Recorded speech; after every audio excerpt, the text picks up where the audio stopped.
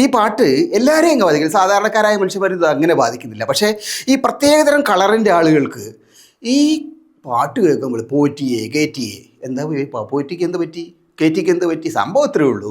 ഈ പോറ്റി എന്ന പറയുന്ന ആളെ ശബരിമലയിൽ കയറ്റിയപ്പോൾ അവിടെ ഉണ്ടായിരുന്ന സ്വർണം ചെമ്പായി പോയി, ഭഗവാന്റെ സ്വത്തെല്ലാം ആവിയായി പോയി എന്ന് ഒരുത്തൻ പാട്ട് എഴുതിണ്ടാക്കിയൊരു പാട്ടാണ്.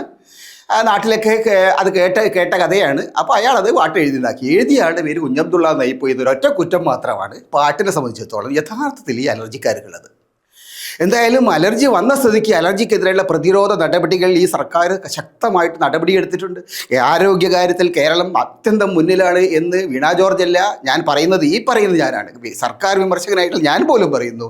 ആരോഗ്യകാര്യത്തിൽ അത്യന്തം താല്പര്യമുള്ള ഈ സർക്കാർ ഉടനടി ഈ പാട്ടിനെയും പാട്ടുകാരനെയും ശരിപ്പെടുത്താൻ വേണ്ടി തീരുമാനിച്ചു, കേസെടുത്തു. രാജ്യദ്രോഹം എന്ന് പറയുന്ന വകുപ്പില്ലാത്തതുകൊണ്ട് BNSലെ മറ്റു പലവിധ വകുപ്പുകൾ ഉപയോഗിച്ചുകൊണ്ട് പാട്ടുകാരനെതിരായിട്ട്, പാട്ട് എഴുതിയ ആൾക്കാരെതിരായി, ചെണ്ട കൊട്ടിയ ആൾക്കാർ, കേട്ട ആൾക്കാർക്കൊക്കെ എതിരായിട്ട് കേസെടുത്തിരിക്കുകയാണ്.